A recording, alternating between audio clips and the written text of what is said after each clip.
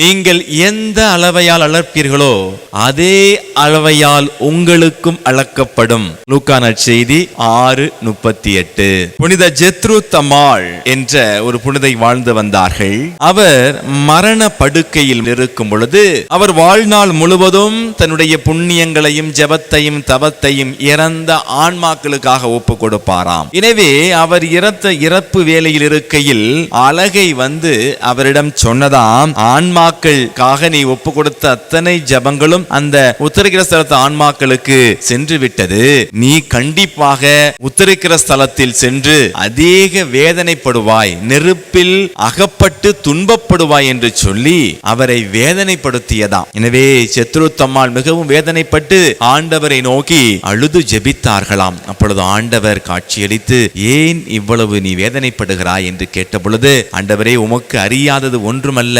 நான் வாழ்நாள் முழுவதும் செய்த அத்தனை ஜபங்களையும் தவங்களையும் புண்ணியங்களையும் உத்தரிக்கிற ஸ்தலத்து ஆன்மாக்களுக்காக செய்துவிட்டேன். இப்பொழுது எனது கையில் எந்த புண்ணியங்களும் இல்லை. நான் வெறுங்கையோடு வருகிறேன். எனக்கு நிச்சயமாக விண்ணக வாழ்வு கிடைக்காதா என்று சொல்லும் பொழுது ஆண்டவர் அழகாக சொன்னாராம், ஆன்மாக்கள் பேரில் நீ கொண்ட பக்தியானது எனக்கு மிகவும் விருப்பமாய் உள்ளது. உன் குற்றங்கள் அனைத்தையும், குற்றங்களுக்கான வேதனைகளையும் நான் போக்கி விடுகிறேன். உன் குற்றங்களை மன்னித்து விடுகிறேன். நீ மற்ற ஆன்மாக்களோடு யாருக்கெல்லாம் எந்த ஆன்மாக்களுக்காக நீ திருப்பலி ஒப்பு கொடுத்தாயோ, எந்தெந்த ஆன்மாக்களுக்கெல்லாம் நீ ஜபதவங்களையும் புண்ணியங்களையும் செய்தாயோ, அந்த ஆன்மாக்கள் உன்னை விண்ணகம் வரவேற்க நீ விண்ணகத்தில் வீற்றிருப்பாய் என்று சொல்லி ஆண்டவர் இயேசு மறைந்து போனாராம். அன்புக்குரியவர்களே, அவருடைய இறப்புக்கு பிறகு சொல்லப்பட்டிருக்கிறது என்னவென்றால், புனித ஜெத்ரூத் அம்மாள் விண்ணகத்தில், அந்த ஜெத்ரூத் அம்மாள் யாருக்காக எந்தெந்த ஆன்மாக்களுக்காக ஜெபித்தார்களோ, எந்தெந்த ஆன்மாக்களுக்காக புண்ணியம் செய்தார்களோ, அத்தனை ஆன்மாக்களும் விண்ணகத்திலிருந்து